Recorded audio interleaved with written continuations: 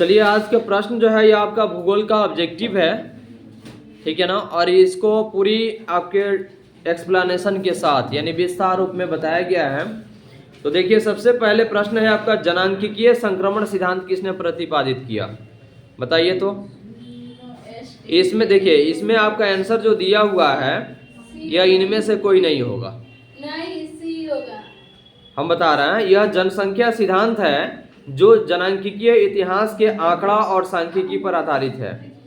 इसको W.M. Thompson ने 1929 और फेंक ने क्या किए हुए थे, दोनों मिलकर के उसको प्रतिपादित किए हुए थे 1929 में। जनांकीय संक्रमण सिद्धांत को किसने, W.M. थॉमसन ने 1929 में प्रतिपादित किए हुए थे। अगला है आपका, मानव भूगोल अस्थिर पृथ्वी और क्रियाशील मानव के बीच परिवर्तनशील संबंधों का अध्ययन है, यह किसने कहा, किसने कहा, सैंपल ने। इनका पूरा नाम है एलन सी सैंपल, जो कि अमेरिका के भूगोलवेता थे। कौन थे, अमेरिका के भूगोलवेता थे। और यह फ्रेडरिक रेटजेल की शिष्या थी, जो जर्मन भूगोलवेता थे, ठीक है ना। यह एलन सी सैंपल जो है ना, यह फ्रेडरिक रेटजेल की शिष्या है, ठीक है ना। और यह जर्मन के भूगोलवेता है, कौन, फ्रेडरिक रेटजेल, जबकि एलन सी सैंपल अमेरिका के भूगोलवेता है। समझ में आ गया। अगला है आपका, किस वर्ष विश्व की जनसंख्या 6 अरब हुई, कब हुई, 1999। कब, 12 अक्टूबर 1999 को, ठीक है ना। यह जनसंख्या कितनी हो गई, 6 अरब हो गई।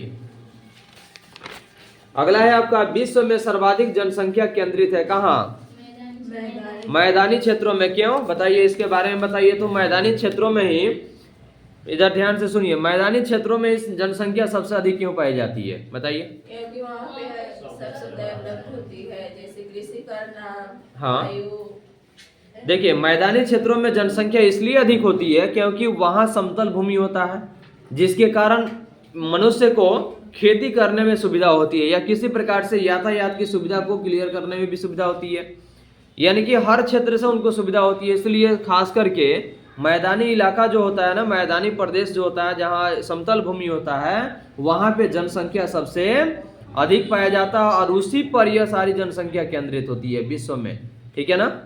अब बताइए, पहाड़ी इलाका में अगर बोल दिया जाए तो कितने लोग जा करके बसेंगे, जिनको सुविधा होगी वही ना जाके बसेंगे।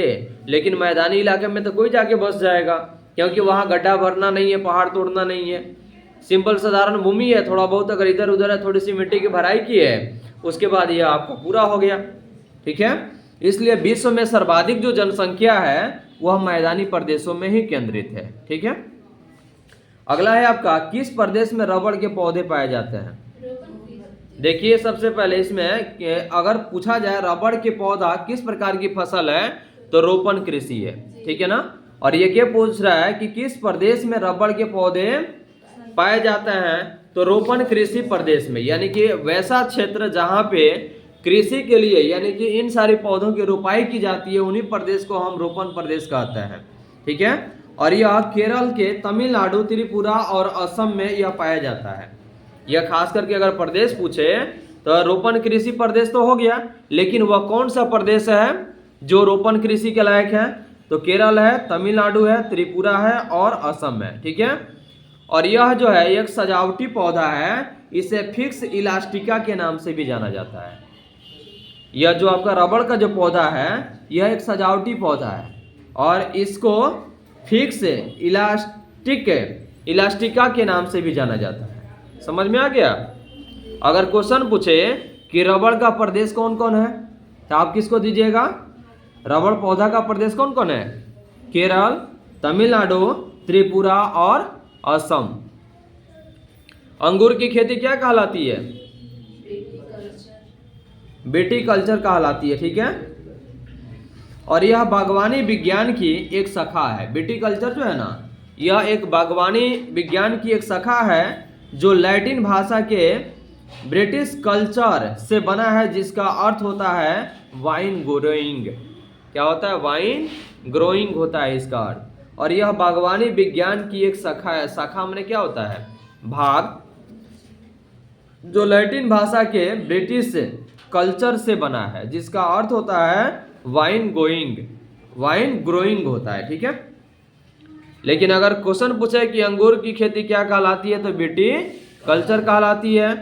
और यह किसकी शाखा है, तो बागवानी विज्ञान की शाखा है। और यह किस भाषा के ब्रिटिश कल्चर से बना, यानी किस भाषा के शब्द से बना है, तो लैटिन भाषा के ब्रिटिश कल्चर से बना है, जिसका अर्थ क्या होता है, वाइन ग्रोइंग होता है। समझ में आ गया। अगला है आपका चावल की खेती संबंधित है किस कृषि से, रोपण कृषि से। क्यों, क्योंकि इसकी रोपाई की जाती है। पहले बीज को लगाया जाता है और बिजड़े को उखाड़ करके और फिर उसको दूसरे जगह लगाया जाता है, इसलिए कौन सी फसल कहलाती है, रोपण फसल कहलाती है, ठीक है। अगला है मानव का प्राचीनतम आर्थिक क्रियाकलाप क्या था, आखेट एवं संग्रहण, ठीक है। एसन कहाँ है, एसन जर्मनी में है। और यह जर्मनी के नॉर्थ राइन वेस्टफेलिया राज्य में स्थित शहर है। यह एसन जो है ना, यह एक शहर का नाम है जो कहाँ, नॉर्थ राइन वेस्टफेलिया राज्य में स्थित है। अगला है डैन्यूब जलमार्ग कहाँ अवस्थित है, यूरोप में। यह मध्य यूरोप में। अगर क्वेश्चन यूरोप पूछे या मध्य यूरोप अगर ऑप्शन में दे तो इसका उत्तर मध्य यूरोप में ही होगा। और यह मध्य यूरोप में बहने वाली नदी है जो जर्मनी के काले वन के पहाड़ों में स्थित दोनाउए सिंगा कस्बे के पास में से यह शुरू होकर दक्षिण पूर्व में बहती है और यह 10 देशों से होकर के गुजरती है। यह जो है डैन्यूब जलमार्ग जो है यह मध्य एशिया में है और यह 10 देशों से होकर के गुजरती है। समझ में आ गया। अगला है स्वेज नहर किसको जोड़ती है, भूमध्य सागर को लाल सागर से जोड़ती है। और यह मिस्र के स्वेज प्रांत में स्थित एक कृत्रिम समुद्री स्तर का जलमार्ग है जो एशिया और यूरोप के बीच व्यापार का एक मार्ग है। यह अफ्रीका और एशिया को अलग करती है। इसलिए यह किसको अलग करती है, जोड़ती है किसको, भूमध्य सागर को लाल सागर से जोड़ती है, ठीक है। अगर अलग करने की बात आई तो अफ्रीका और एशिया को अलग करती है। अगला है पोर्ट सईद कहाँ स्थित है, मिस्र के उत्तर पूर्वी भाग में स्थित है।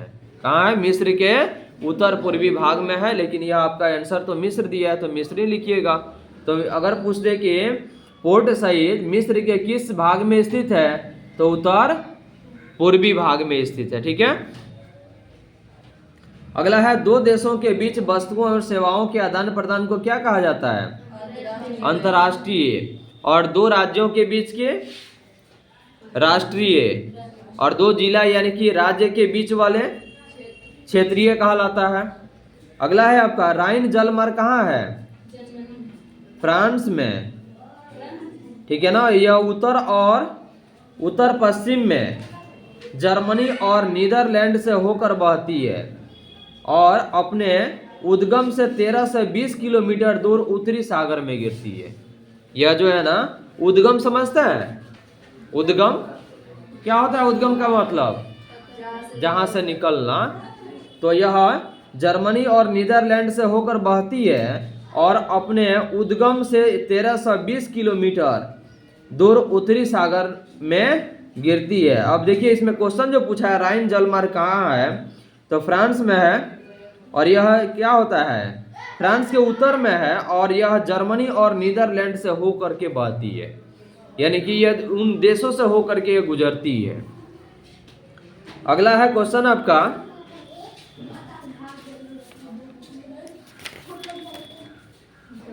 ऑस्ट्रेलिया पार महाद्वीप रेल मार्ग किसको जोड़ती है, किसको जोड़ती है बताओ सब ना, डार्विन से मेलबोर्न को, ठीक है। अगला प्रश्न है ब्रोकन हिल किसका उदाहरण है, हाँ किसका, खनन नगर, प्रशासनिक नगर, सांस्कृतिक नगर, क्या है, खनन नगर है। ब्रोकन हिल जो है खनन नगर है। अगला है मसाई क्या है, बताओ ना तुम लोग मसाई क्या है। मसाई एक जनजाति है जो अफ्रीका के प्रसिद्ध दक्षिणी केन्या और उत्तर तंजानिया में रहता है। यह अफ्रीका की प्रसिद्ध जनजाति है। कौन, मसाई। और यह कहाँ रहते हैं ये लोग? दक्षिणी केन्या और उत्तर तंजानिया में रहते हैं।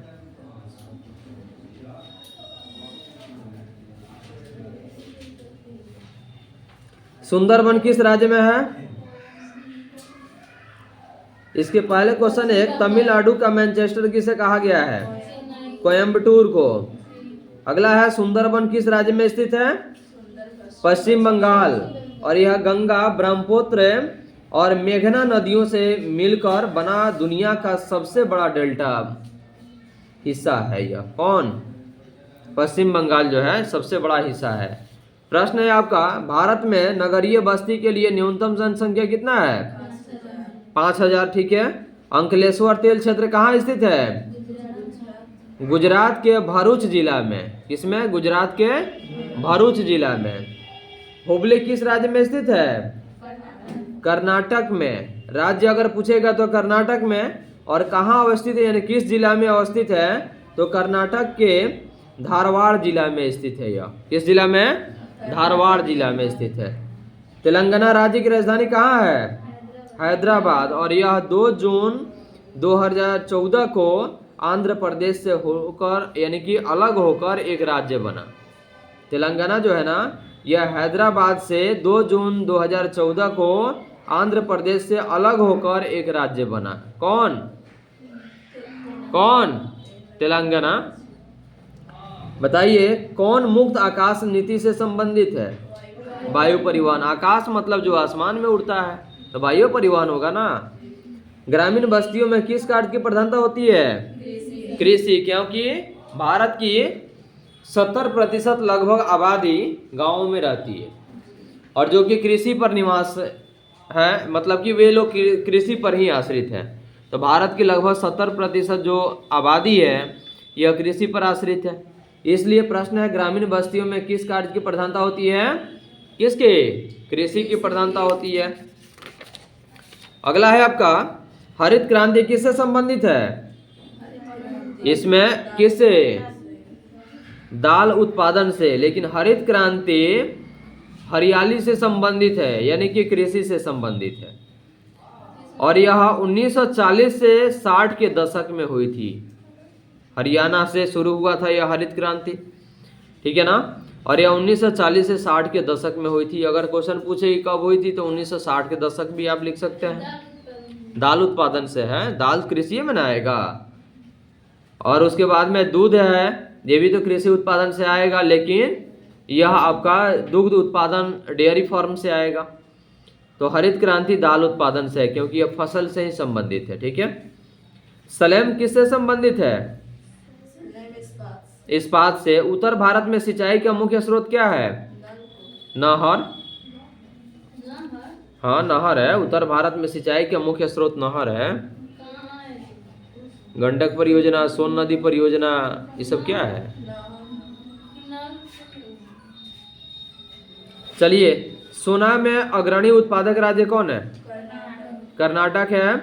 और कुल उत्पादन का 80% उत्पादन वहां पे होता है। भारत में जितने भी सोना का उत्पादन होता है ना, उसमें 80% सोने का उत्पादन कहाँ होता है? कर्नाटक में होता है। सिंगरेनी किस लिए प्रसिद्ध है? कोयला के लिए। और यह तेलंगाना के प्राणहिता गोदावरी घाटी के 350 किलोमीटर तक फैला हुआ है। और यह भारत की कंपनी है। पूरा नाम है इसका सिंगरेनी क्लियरीज कंपनी लिमिटेड, SCCL इसका पूरा नाम है। सोलापुर किस उद्योग के लिए जाना जाता है? सूती वस्त्र के लिए। कपड़ा उद्योग के लिए यहाँ के सोलापुरी चादर भारत में लोकप्रिय है। यहाँ के जो सोलापुरी जो है ना, आपका सोलापुर, वहाँ के चादर जो है ना, यह पूरे भारत में प्रसिद्ध है। इतनी बेस्ट क्वालिटी का वह चादर बनाता है। बालाघाट मैंगनीज क्षेत्र किस राज्य में स्थित है? कहाँ? मध्य प्रदेश के बालाघाट जिला में स्थित है। राज्य पूछेगा तो कहाँ? मध्य प्रदेश। और जिला पूछेगा तो बालाघाट जिला में। ठीक है। सरदार सरोवर परियोजना किस नदी पर स्थित है? नर्मदा। ठीक है। अम्लीय वर्षा का संबंध किस प्रदूषण से है? वायु प्रदूषण। ठीक है। खरीफ फसल की बुआई कब होती है? जून जुलाई, ठीक है। गेहूं फसल उदाहरण किसका है? रबी का, ठीक है। तो देखिए सबसे पहले जो शीत ऋतु में जिस फसल की बुआई की जाती है वह रबी हो गया, और बरसात के दिनों में जिस फसल की बुआई होती है वह कौन सी फसल हो गई? खरीफ फसल हो गई।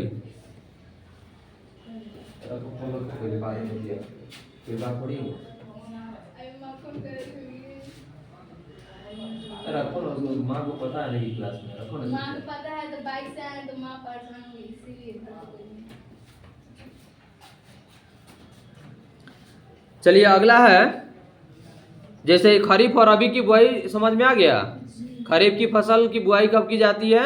बरसात के दिनों में, जून जुलाई में, और रबी की फसल अक्टूबर नवंबर में की जाती है, यानी कि शीत ऋतु में। प्रश्न है, जूट के उत्पादन में अग्रणी राज्य कौन है?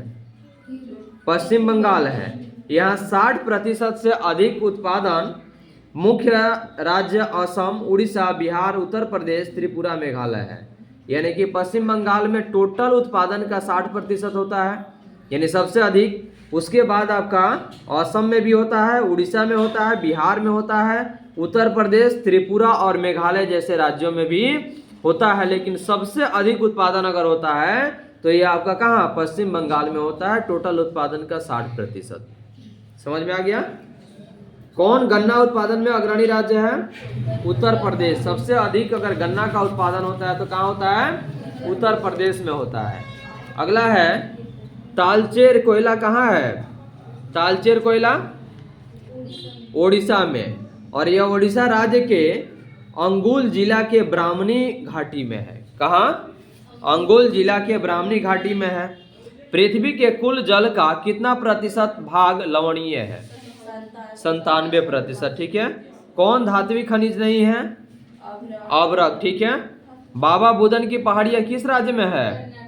कर्नाटक के चिकमंगलूर जिला के पश्चिमी घाट में स्थित है। अगर पूछे कि किस राज्य में है तो कर्नाटक, किस जिला में है तो चिकमंगलूर जिला के पश्चिमी घाट में स्थित है, ठीक है। अगला प्रश्न है आपका, भद्रावती इस्पात संयंत्र कहाँ है? कर्नाटक के शिमोगा जिला में। कहाँ? कर्नाटक के शिमोगा जिला में। अगर पूछे कि भद्रावती इस्पात कहाँ है, संयंत्र किस राज्य में है तो कर्नाटक में, और किस जिला में है तो शिमोगा जिला में, ठीक है। तांबा उत्पादन में अग्रणी राज्य कौन है? अग्रणी माने सबसे अधिक उत्पादन करने वाला, यह है आपका मध्य प्रदेश है, जहां टोटल उत्पादन का 53% उत्पादन होता है। भारत का सबसे बड़ा तेल शोधक कारखाना कहाँ है? कहाँ है बताइए? जामनगर। कहाँ स्थित है यह? जामनगर कहाँ है? गुजरात में। जामनगर जो है गुजरात में है। अगला है, पनामा नहर में कितने जल प्रबंधक तंत्र हैं? कितने हैं? 3, और यह समुद्री तल से 26 मीटर ऊपर है। 3 गो है, और यह पनामा नहर में कितने जल प्रबंधक है तो 3 है, और यह पनामा समुद्र तल से 26 मीटर ऊपर है। अगला है आपका, किस वर्ष भारत में टेलीविजन प्रसारण प्रारंभ हुआ?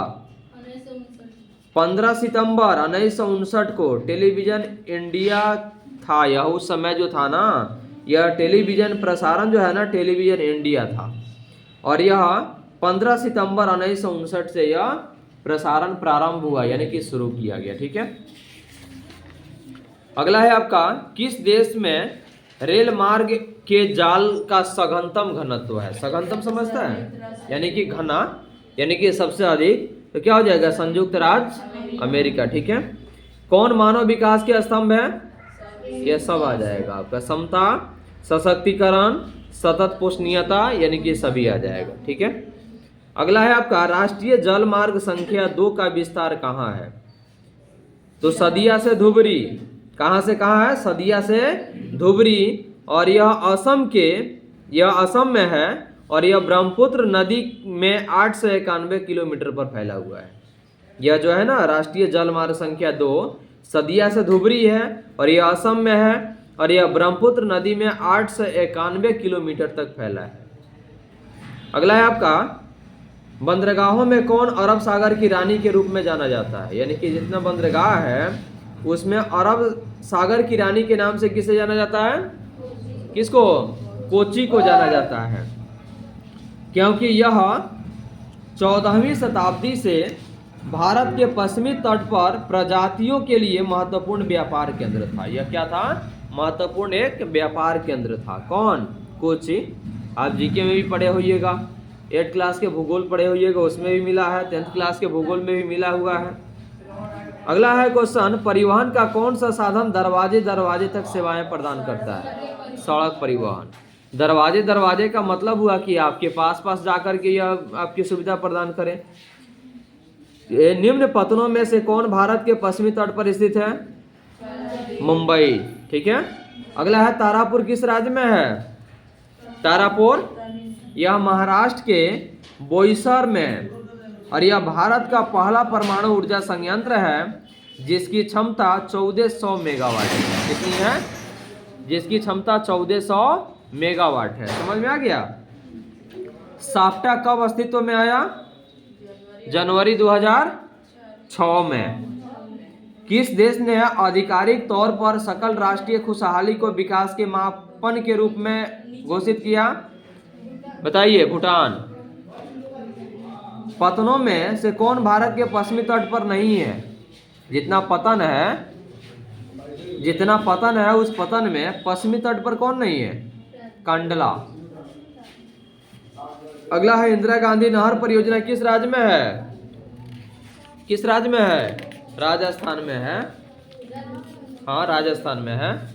अगला है आपका, कौन एजेंसी स्वर्णिम चतुर्भुज के निर्माण एवं रख रखाव हेतु उत्तरदायी है?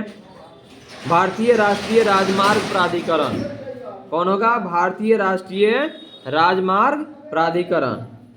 अगला प्रश्न है आपका, डेसिबल मापन इकाई क्या है? किसका है? ध्वनि प्रदूषण का। किसका है? ध्वनि प्रदूषण का। भद्रावती का संबंध किससे है? किससे है भद्रावती का संबंध? लौह इस्पात से। और यह कहाँ है? कहाँ स्थित है? कर्नाटक में। कर्नाटक में स्थित है। बताइए, रेडियो सक्रिय खनिज कौन है? कौन है? थोरियम। यह आपका थोरियम जो है यह रेडियो सक्रिय खनिज है। कल इतिहास में जो आपको एक क्वेश्चन जो बताए हुए थे गुरु नानक वाला, ठीक है ना, तो उसको आप 10वें और अंतिम गुरु मानिएगा उसको। इसका सही उत्तर जो 19 जो बताए हुए थे ना, उसमें आपका 10वें और अंतिम गुरु होगा। ठीक है, गुरु नानक वाला।